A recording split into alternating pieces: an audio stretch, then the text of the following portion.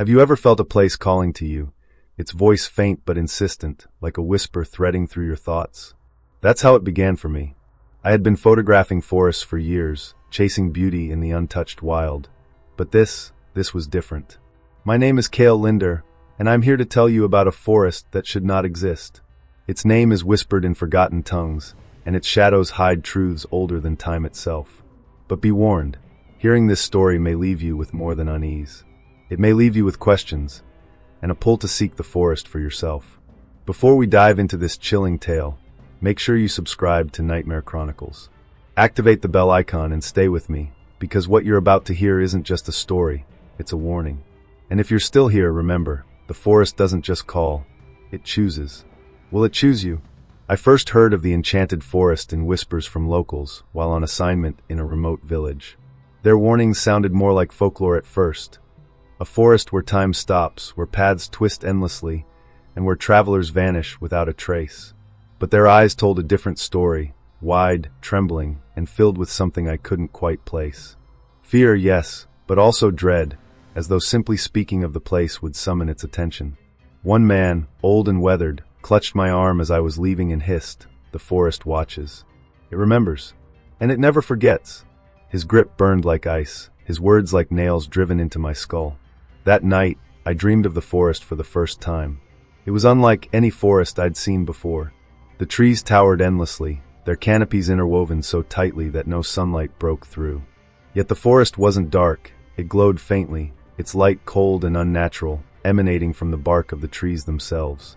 The ground beneath my feet pulsed softly, as though alive, and a chilling breeze carried whispers that seemed to come from nowhere and everywhere at once. I felt watched, not by one set of eyes, but by thousands. Something ancient was alive there, older than the earth itself, and I was trespassing. I woke gasping for air, my heart pounding like a drum. But the nightmare lingered. My room felt colder than it should have, and I couldn't shake the sensation that I wasn't alone. I told myself it was just a bad dream, the result of too many stories from the villagers. But as I reached for my camera bag to distract myself, I froze. There, on the strap, was a smear of glowing green sap. It smelled sweet, almost like decay, and its faint luminescence was identical to what I'd seen in the forest from my dream. I didn't know it then, but the Enchanted Forest had already marked me. It wasn't just a story anymore, it was my story. And the deeper I ventured, the more I realized that some calls are impossible to ignore, no matter how terrifying the source. Are you brave enough to hear what came next? If you think you could resist the call of the forest, let me know in the comments. And don't forget, subscribe to Nightmare Chronicles and join our journey into the unknown. Just remember, some places aren't meant to be found, and once they find you, there's no turning back. It started on a night so ordinary it was forgettable. The kind of night where nothing out of the ordinary should happen, until it did. I drifted into sleep, expecting nothing more than another quiet night, but what came instead was a dream that felt too real, too vivid, and far too wrong. I found myself standing at the edge of a forest unlike anything I had ever seen. The trees were impossibly tall, their bark blackened and cracked as if scorched by ancient fires. Yet from the cracks seeped a faint green light, pulsing like a heartbeat, as if the trees themselves were alive. The air was heavy, suffocating, and carried the faint stench of decay mixed with something sweetly intoxicating, a smell that made my stomach churn. Above me, there was no sky, no stars, just an endless, oppressive darkness, as though the forest had swallowed the heavens whole. As I stepped forward, the ground beneath my feet gave way to something soft and yielding, almost like flesh. With every step, a wet, squelching noise echoed in the oppressive silence. I knelt to touch the ground, and my fingers recoiled as they sank into a texture that was cold, slimy, and disturbingly warm in patches, like it was alive. That's when I heard it, the sound that sent a shiver racing up my spine. A faint, melodic humming drifted through the trees, almost human, yet distinctly not. I turned, searching for the source, but the forest shifted around me. The trees seemed to bend and twist, their roots slithering like serpents, forming pathways that hadn't been there moments before. It was as if the forest was guiding me, or worse, trapping me. Every step I took brought me deeper into its labyrinth, and every corner I turned revealed something new, something wrong. The trees bore shapes in their bark, faces frozen in silent screams, their mouths gaping wide as if begging for help. The whispers began then, faint at first, almost like the wind threading through the branches. But they grew louder, more distinct, and soon I could hear words. They weren't in any language I recognized, but they carried weight, like an incantation, a warning, or perhaps a curse. One word repeated itself, over and over, resonating deep in my chest. Kale. How did it know my name? How did the forest, how did this place know who I was? Panic gripped me, but my body moved on its own, compelled by some unseen force. Ahead, a clearing appeared, bathed in the same sickly green light. At its center was a tree unlike the others, massive and gnarled, with roots twisting like veins across the forest floor. From its branches hung what looked like mirrors, but they weren't reflections of me. Instead, they showed something else, figures standing in the shadows, watching, waiting. One figure stepped closer in the reflection, and I froze. It was me, or something that looked like me. Its eyes were hollow voids, black as the darkness above, and its mouth twisted into a grin so wide it split its face unnaturally. Then it whispered again, "Kale, come closer." My feet moved without my consent, drawn toward the tree. The humming grew louder, more dissonant, and as I reached out to touch one of the hanging mirrors, my reflection lunged at me. I screamed, my voice echoing through the clearing, but as the reflection's hands gripped my throat, I woke up, gasping for air. But even in the safety of my room, something wasn't right. The air carried the same faint stench of decay and sweetness, and as I looked down at my hand, I saw it.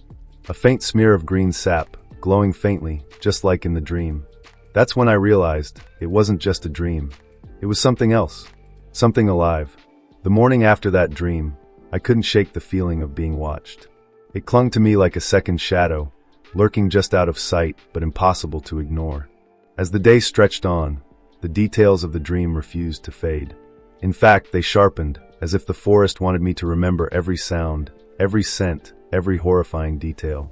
Against my better judgment, I decided to explore the edges of the forest that the locals had warned me about. Perhaps it was my curiosity as a photographer or something deeper, more primal, pulling me toward the trees. As I stepped into the Enchanted Forest, the world seemed to shift.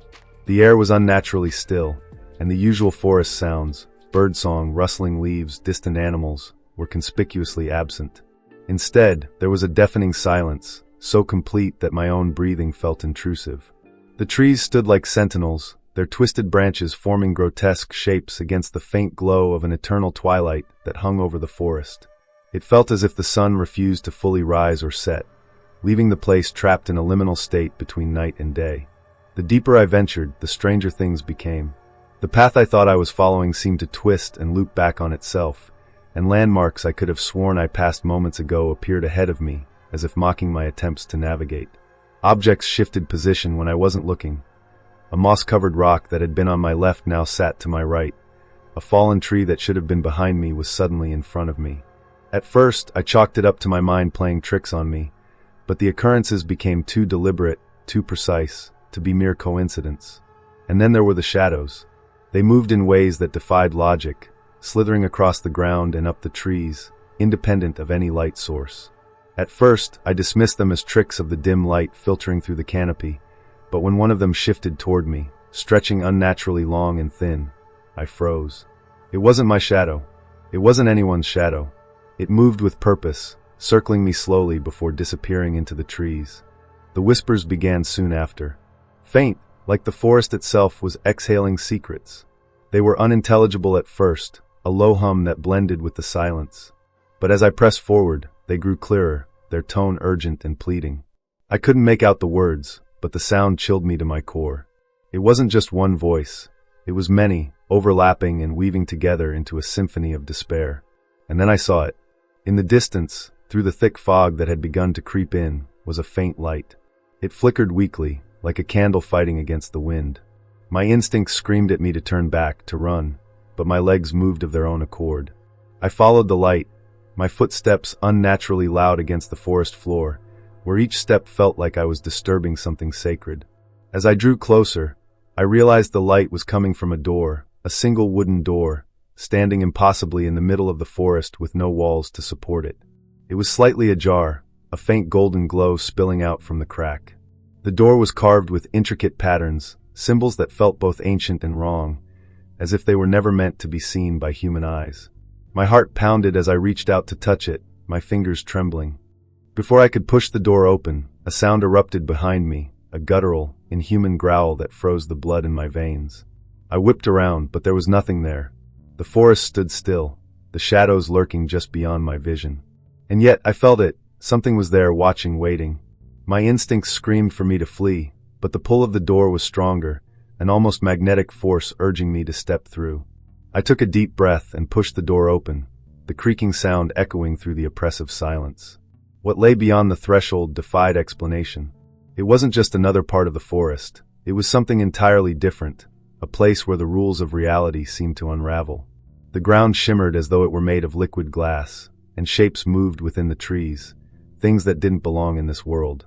Beyond the door, the world shifted into something out of a waking nightmare. The trees were no longer trees. They were twisted columns of flesh and bark, pulsating with a sickly green light. Their roots writhed like tentacles, snaking across the ground and disappearing into a shimmering black abyss that seemed to stretch forever. The air was thicker here, heavy with the smell of burnt wood and rotting meat, and each breath felt like I was inhaling something alive. I stepped forward hesitantly, the door creaking shut behind me with a finality that sent a jolt of panic through my chest. The ground beneath my feet was no longer solid. It felt like stepping on wet clay, soft and yielding, with an occasional squelch that made my stomach churn. I tried to backtrack to find the door, but when I turned around, it was gone. In its place stood a massive tree, its bark etched with glowing symbols that seemed to pulse in time with my racing heartbeat. That's when I heard it. A low, guttural whisper that wasn't coming from any one place, but seemed to surround me, filling the air like a dense fog. It wasn't a language I recognized, but its intent was clear. It was calling to me, drawing me deeper into this nightmarish landscape. The whisper grew louder, more insistent, until it became a cacophony of voices, each one more desperate than the last. As I stumbled forward, my flashlight flickered and died, leaving me in near total darkness. Only the faint green glow from the trees provided any sense of direction. That's when I saw the figure. At first, it was just a shadow, barely discernible against the pulsating light of the forest. But as I got closer, it took shape, a humanoid figure, tall and impossibly thin, its limbs unnaturally long, and its movements jerky, as if it were being controlled by invisible strings. I froze, my breath catching in my throat as the figure turned to face me. Its eyes, or what should have been eyes, were empty voids, blacker than the abyss around us, and its mouth was an unnatural slash across its face, filled with rows of teeth that didn't belong to any creature on earth. It opened its mouth, but instead of sound, a wave of cold washed over me, piercing through my skin and chilling me to my core. In that moment, every instinct screamed at me to run, but my legs refused to move. The figure extended a hand, its long, skeletal fingers reaching toward me. I tried to scream, but no sound came out. My body felt paralyzed, as if the forest itself had taken hold of me, forcing me to stay and face whatever horror was unfolding. As the figure stepped closer, the symbols on the trees began to glow brighter, their light burning into my vision. The whispers turned into deafening screams, 1,000 voices crying out in agony and rage.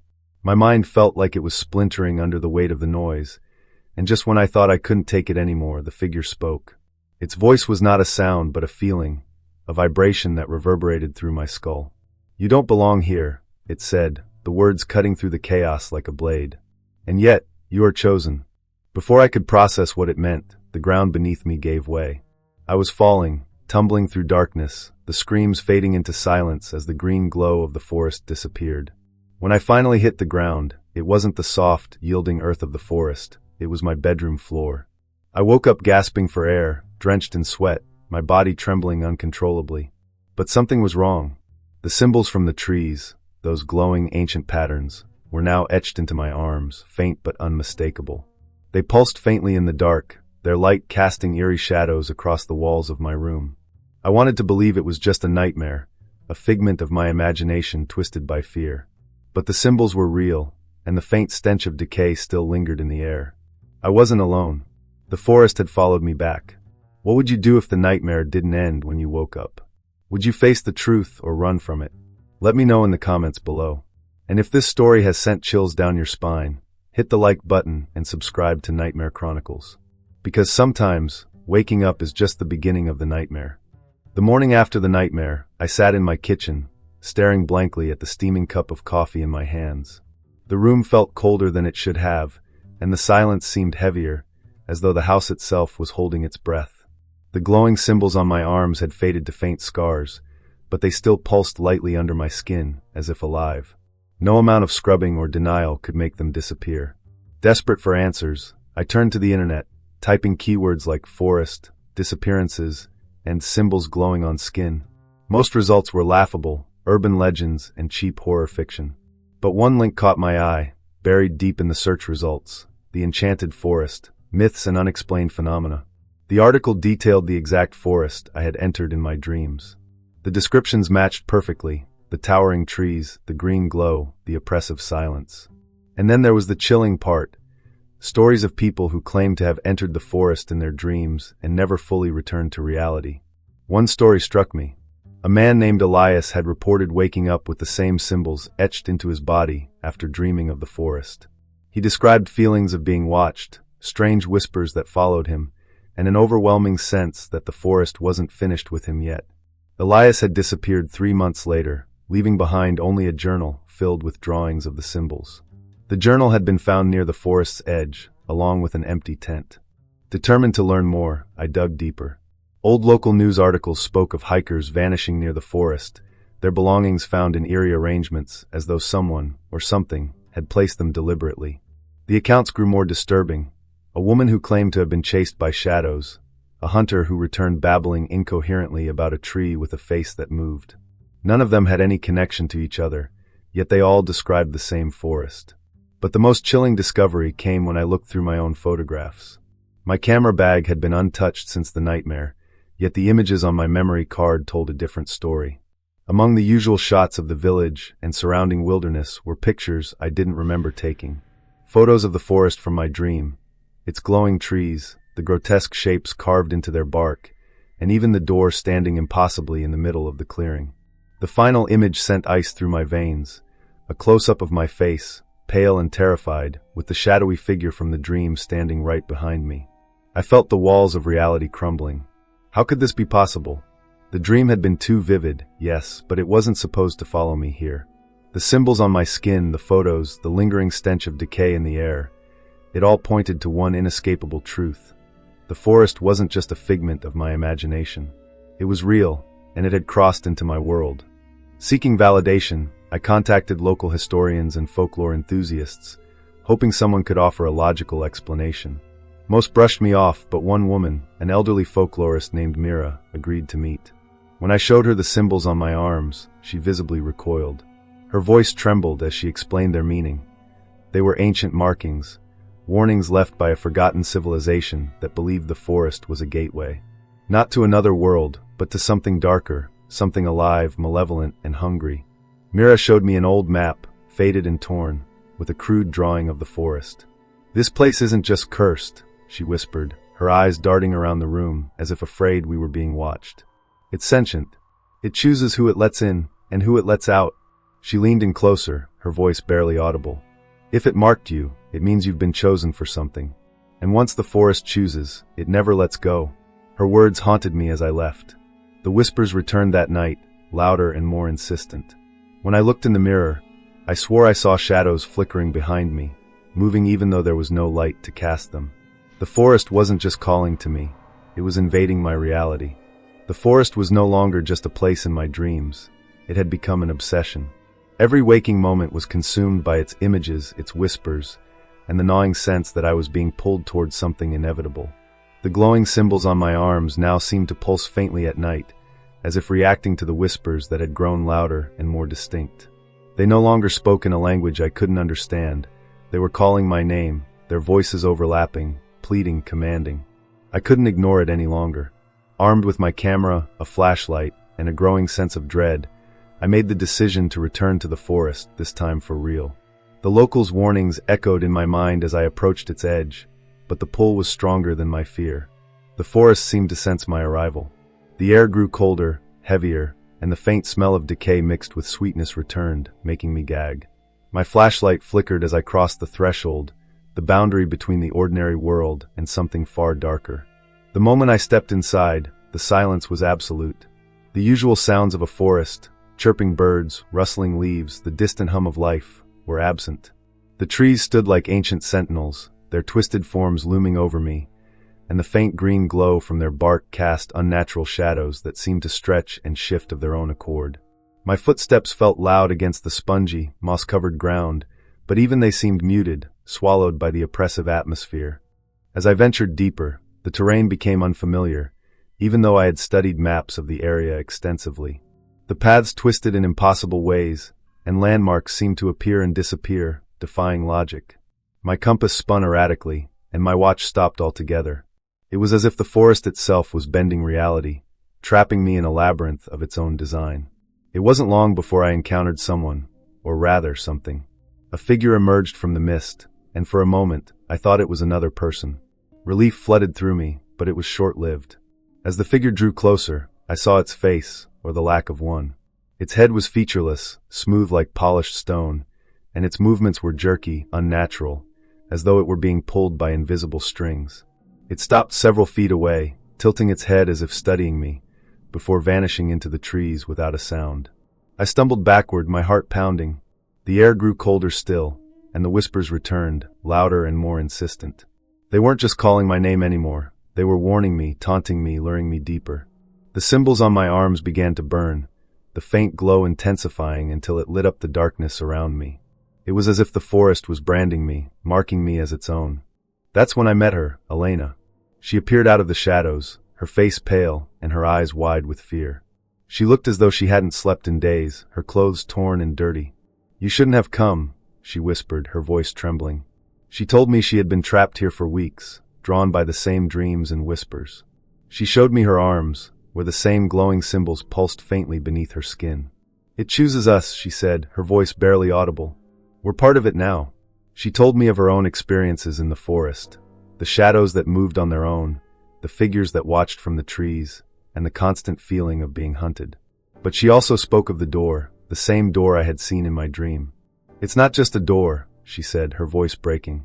"It's a gateway, and once you go through, you can never come back the same." Her words sent a chill through me, but I couldn't turn back. The pull of the forest was stronger than ever, and I knew that whatever awaited me beyond that door, I had to face it.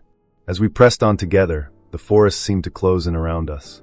The whispers grew deafening, and the shadows became more aggressive, darting toward us before retreating. At one point, we found a clearing, and in the center stood the tree from my dream. Its bark was covered in the same glowing symbols, and from its branches hung fragments of mirrors, each reflecting not the forest but otherworldly landscapes, burning skies, endless voids, and twisted, unrecognizable forms. One of the mirrors showed Elena's face, but it wasn't her. It was a grotesque version of her features distorted and her eyes hollow. She screamed and smashed the mirror, but the shards dissolved into the ground like smoke. We both knew we were nearing the end of this nightmare, but the question remained: what would we find at the heart of the forest? And more importantly, would we survive it? The clearing we entered wasn't just any part of the forest, it was its heart. The air was colder here, thick and suffocating, like breathing in smoke. The tree at the center was massive, its roots sprawling in every direction like veins pulsing with glowing green light. The symbols carved into its bark were larger now, brighter, and they shifted as we stared, forming patterns that seemed alive. Hanging from its twisted branches were not just mirrors, but objects that defied explanation. Broken watches frozen at different times, torn pieces of clothing, and what looked horrifyingly like human bones, gleaming faintly in the eerie light. Elena and I hesitated, our instincts screaming at us to turn back, but the forest wouldn't let us. The whispers grew louder, almost deafening, as though 1,000 voices were speaking in unison. They weren't calling my name anymore. They were chanting something else, a word that resonated deep in my chest, vibrating in my bones. It was a name, a title, or perhaps something older, something sacred to this place. At the base of the tree was an altar, rough and ancient, carved from black stone that seemed to drink in the light around it. On the altar lay an object that drew my attention like a magnet, an old, leather-bound journal. Its cover was etched with the same glowing symbols as the tree, and as I approached, the whispers shifted into a low, rhythmic hum, like a heartbeat echoing through the clearing. I reached out to touch the journal, but Elena grabbed my arm, her eyes wide with fear. "Don't," she whispered, her voice barely audible. "This is what it wants." But I couldn't stop myself. The pull was too strong, too overwhelming. As my fingers brushed the leather cover, the hum grew louder, and the world around us seemed to distort. The clearing darkened, the green light of the tree now the only source of illumination. The shadows stretched and writhed, converging into a single form, a figure that rose from the ground like smoke solidifying. It was the same figure I'd seen in my dreams, tall and impossibly thin, its empty eyes glowing faintly. Its mouth opened, revealing rows of jagged teeth, and though it made no sound, its voice filled my mind. "You came," it said, its tone both mocking and reverent. "You were chosen." Elena screamed and backed away, but the figure didn't move toward her. Its focus was entirely on me. I couldn't move, couldn't speak. My body felt frozen, as if the forest itself had seized control. The figure gestured toward the journal, and without thinking, I opened it. The pages were filled with sketches, trees, symbols, faces contorted in fear. Among the drawings were passages written in a language I didn't understand, but as I flipped through, the words began to shift, rearranging themselves into something I could read. It was a story of those who had come before me, drawn to the forest and marked by it. Some had tried to escape, others had surrendered, and all had vanished. The final page held a single line: "The forest does not choose lightly. Will you accept, or will you resist?" The figure stepped closer, its presence suffocating. "This place is alive," it said, its voice echoing in my skull. "It needs a guardian, one who will carry its secrets, protect its heart. You have been chosen." I realized then that I had a choice, though neither option felt like salvation.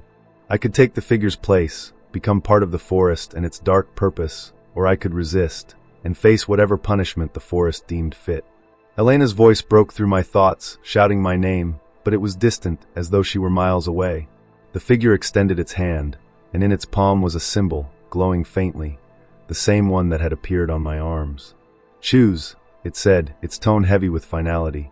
"Stay and become, or leave and carry the mark forever." The whispers turned into screams, the forest itself trembling as if impatient. My vision blurred, the world around me dissolving into shadows and light. I reached for the journal, its pages burning hot under my fingertips, and made my choice. What happened next is a blur.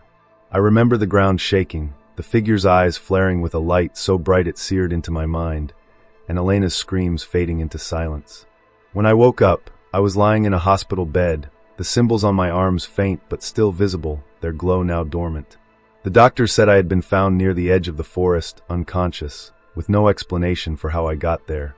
But the forest hasn't let me go. Every time I close my eyes, I see the tree, the altar, and the figure waiting in the shadows. And the whispers, they've never stopped. When I woke in the hospital, the first thing I noticed was the silence. It wasn't the comforting quiet of safety. It was the absence of something vital, something alive. The whispers, the hum of the forest, the pulsing light of the symbols, they were gone. But the silence felt temporary, like the eye of a storm, and I couldn't shake the feeling that it was watching me, waiting for the perfect moment to strike again. The doctors couldn't explain my condition. Physically, I was fine, no injuries, no signs of dehydration or trauma. Yet my mind told a different story. The images of the forest were burned into my memory. The symbols, the towering trees, the figure that spoke without words. Every time I blinked, I saw flashes of green light and heard faint whispers, like a distant echo I couldn't escape. Then there was the journal. I had been clutching it when they found me, though I didn't remember taking it from the altar. The leather cover was scuffed and worn, its pages filled with the same symbols I had seen carved into the trees. But when I opened it, the text had changed. It was no longer a story of those who came before me. It was my story. The events of the past days were written in perfect detail, as though the journal had been watching, documenting every step I had taken. The final page was blank, save for one sentence etched in glowing green ink: "The forest is never finished." As the days passed, strange things began to happen. At first, it was subtle. Objects in my home would shift positions. My phone would glitch with static whenever I tried to record anything, and shadows would stretch unnaturally across the walls, even in broad daylight. Then it became more sinister. The symbols began to reappear on my skin, faint at first, then brighter, pulsing like they had in the forest. One night, I woke to find the journal open on my desk, though I had locked it away in a drawer. The pages had filled with new symbols, and as I stared at them, they rearranged themselves into a single haunting phrase: "It is coming." That was when I began to notice the presence. It wasn't something I could see, but I could feel it, always just out of sight, lurking in the corners of my vision. The air around me would grow cold, and a faint, sweet smell would waft through the room, the same decay-sweet scent I had encountered in the forest. I would hear faint footsteps in the middle of the night, slow and deliberate, circling my bed. The worst part was the shadows. They began to take on shapes, elongated forms that moved even when there was no light to cast them. One night, I saw one standing at the end of the hallway, its head tilted in a way that reminded me too much of the figure from the forest. I didn't move, didn't breathe, until it slowly melted back into the darkness. I tried to tell myself it was all in my head, the result of trauma or stress.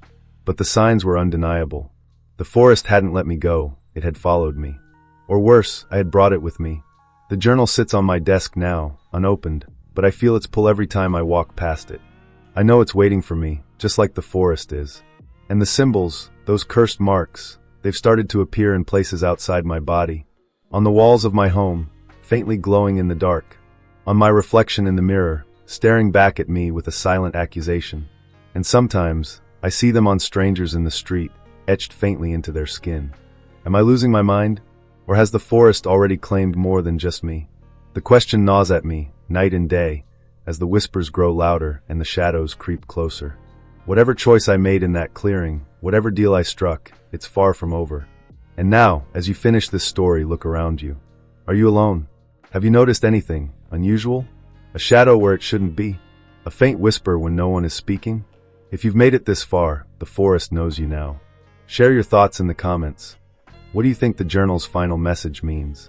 Why was I chosen, and why can't I escape? Don't forget to subscribe to Nightmare Chronicles and activate the bell for more tales of the unexplained. But remember, once the forest has seen you, it never forgets. Will you dare to return for the next story? If you do, tread carefully. Some doors, once opened, can never be closed.